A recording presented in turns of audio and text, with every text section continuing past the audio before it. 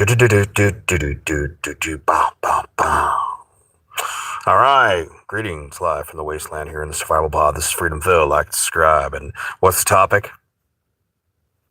People really need to reassess their meaning of life when it comes to working. All this grinding and boss this and whatnot, if it's not for your own company, what are you doing it for? And I want to just give you this simple evaluation. You want to know if your company really cares about you? Well, that person who died at the company, how many of the co-employees or the CEO, were they at the funeral? Yeah, it's Freedom Phil. Like, subscribe. Let's get into it. And hey, turn up the video speed. And why do I always say that? Because let's be real about it. You're watching videos at regular speed. What are you doing? That's why the channel is called that. It's literally an instruction of what to do. You should be watching this at 1.75. Like and subscribe. Let's get into it. Someone posted a short that was bringing this issue up, and I thought it was pretty. It's not new. It's not the newest thought, but it really makes sense, man. You'll see these people, young men, women that want to be boss bitches, you know, grinding and working. And I understand if you're working a job, make the money. But there comes a point where you have to just look at it. How much of your life are you sacrificing for a corporation that quite literally, if the numbers go the wrong way, you could just be evaluated and viewed as a problem.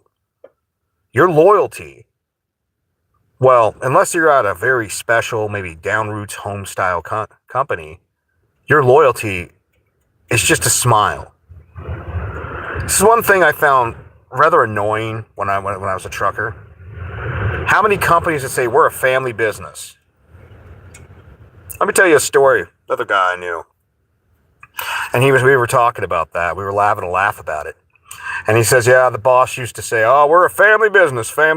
And then he's like, well, hey, I need to go see my kid, blah, blah, blah. Well, you need to go do that run. You need to go do this. And he says, I've been working my ass off this many days, putting in this much overtime.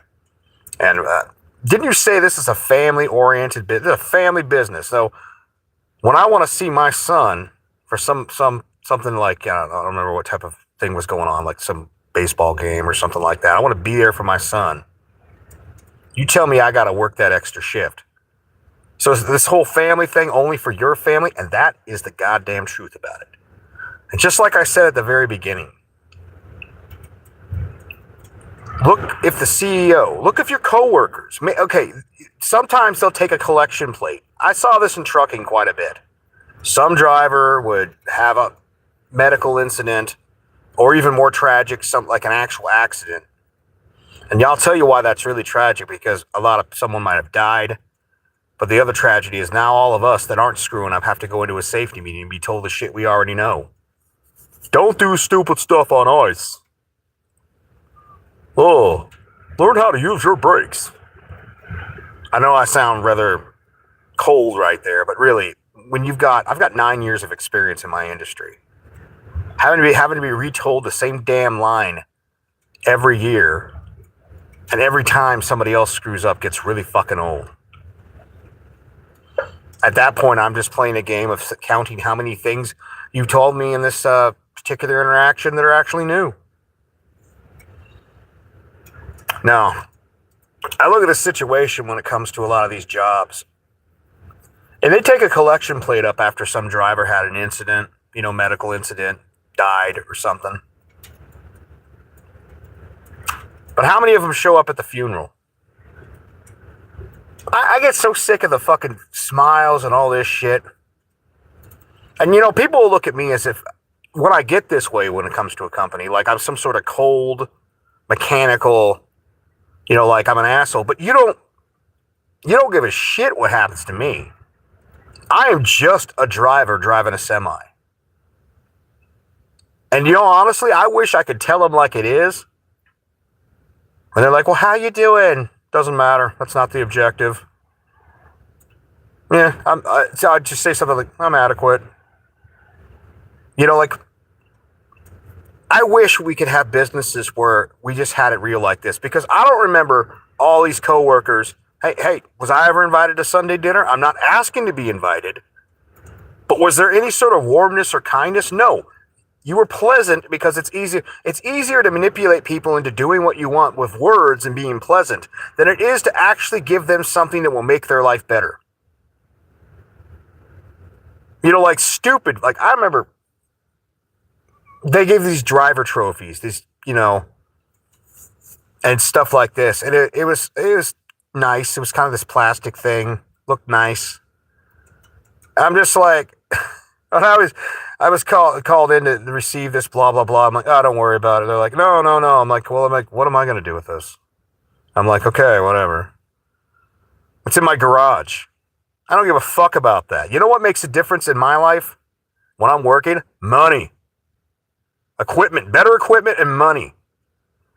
Like, hey man, if I work at a company and they don't have an APU, the company that has an APU has made my life better. I work at a company that has short haul or mid-range loads. I go to a company that has maybe not an APU, but real long loads, like 3 to 4 days. Makes a goddamn difference in my life.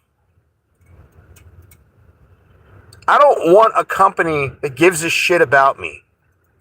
I want a company that pays me. And I see so many people getting wrapped up in their job, their career. Because that's all you are. You know, people talk about, you know, well, I've got this car or truck, whatever, male, female, like I got this outfit or she's got this purse. Oh, we took a trip to this place, and all the shit they're doing is on credit. They don't own shit. They see a guy like me, they think I'm broke. But a man who lives off next to nothing and makes the same wage as you, take a guess what he's capable of doing. The objective of working, and I know this isn't a popular conversation, the objective of working is to make money so you don't have to work. For you to trade an hour of your time for a number, and hopefully it's a large number, so make your skills valuable, so you don't have to trade away years of your life. When I tell people I can work 1 year as a truck driver and go to the Midwest and pay cash for a good house, a good used house, like an old person's passing on or whatever, and the kids don't want to keep the house, I could find a house anywhere from 20, 30 to 80 grand, a 3-bedroom. It's not brand new, but it ain't 500,000. People can't even fathom that. I'm not saying that to gloat. I'm saying I have a priority involved. Like I have a mindset. I look at a situation, how do I do this? How can I do it faster? The objective of working for me, well, I happen to like driving truck, by the way. I actually like traveling like that. I like the craziness and the randomness, the random locations. I do enjoy that. So that makes it better for me. But if they weren't paying me, I wouldn't do it. So this is one of the things that's always got, you know, under my skin over the years. We're a family company. We care about our drivers. Those are fucking words. The only thing that matters is if you can prove it. If you can prove it. How do you prove it? Pay them better. You know, give them a retirement plan that you can't yank from under them. Like, what do you mean? Well, you have to be vested to the company to get this much. What's to say they won't can me? If they've got to pay out, and then you got to sue them and spend your money figuring out. That's why I hate some of these retirement things. Well, it's free money, assuming that it works out. A lot of golden promises. And that's the thing about it. I see these young men and women, and less now than there were a few years back, that basically they're like, I'm going to sacrifice my teens was wasted by our public school system. And then you went to college and hopefully you got a real degree, or you went to the trades and got a real trade. Trades are more solid, to be honest, because we may not need people to code as much as we used to due to the advancements in AI. We may not need that secretary. And by the way, I'm going to disagree with what I just said there. We do need more secretaries. Have you used these robotic programs? They're fucking horrible. I was on hold the other day for 35 minutes. And then I talked to some guy from India who could not do his fucking job. Could not get accurate information. Yeah, we need secretaries. Make secretaries great again. But a lot of what you do is just a number. You're an asset until you're not an asset. And that's why I look at it and I'm like, if you want to play the game and, cars, clothes, and all that, by all your means, enjoy that shit. Have fun with it. But when you're still spinning your wheels at 45 or 50, the way you were in your 20s, effectively, like you're still just making payments. You could have been retired by the age of 30. In America. We're not talking like some third world shit. We're talking in America. You could have been retired in America by 30, which makes you think, if you could have been retired in America by 30, and I'm talking house, car, in a garage, lots of nice houses all over the Midwest, bunch of money invested making you money. You never have to get off your ass unless you feel like doing it again. You get off your ass to do shit you want. That is the only real love in business you should have. Was it Patrick Bateman, the character from American Psycho, that said, the only real love is self-love? And if you think about it, everything else is bought and sold, or words used to manipulate you to get you to do something that's really not in your best interest. But if you're going to have any love in your business, your work, your whatever, if you own the business, I kind of understand it. But you gotta care enough about yourself to realize you are just an asset. Anytime, and they want you to feel comfortable. This is the thing about business. They want you to feel comfortable like nothing's ever going to change. They want you to put yourself into heavy levels of debt purposely. And what's the reason for that? Because then you'll be needy and begging. That raise you deserve, that extra mile you went, they're going to expect that from you, knowing that you have no choice. And honestly, this is why I don't feel bad about saying this. You should always have another job or two lined up of companies that are pursuing you. Because at any given point, if that company decides to sell or downsize, the lifestyle, the comfortable, nice words, lifestyle they've eased you into, just like with the military, by the way, they give you a better deal on housing and pay if you're married with kids. Why? Because then if you get divorced, your best option is probably sticking with the military. Just like with the corporation, they want you feeling comfortable so you'll fuck up your life. And it's like, I heard this statement the other day.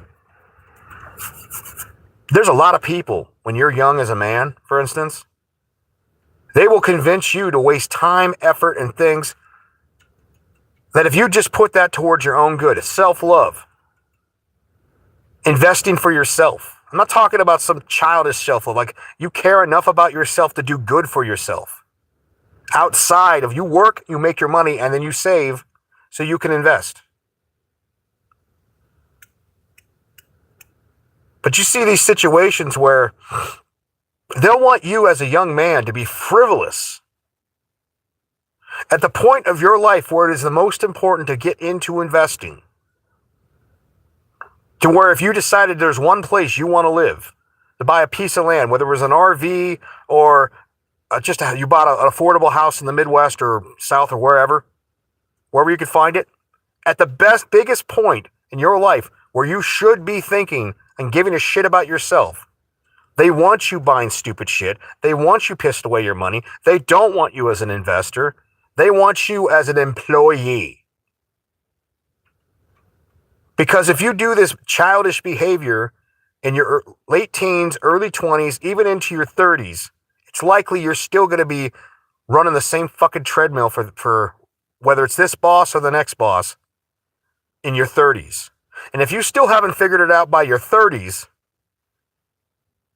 then you'll probably be doing it until you're 35 or 40. And this is the plan that they use on a regular basis. Making you feel comfortable, acting like they care. But like I said at the very beginning of this, you want to know if your boss really cares? You want to know if your co-employees care? Go to a funeral of one of your co-employees and see how many of your co-employees are there. See how often they invite you to some sort of Sunday dinner or some shit like that.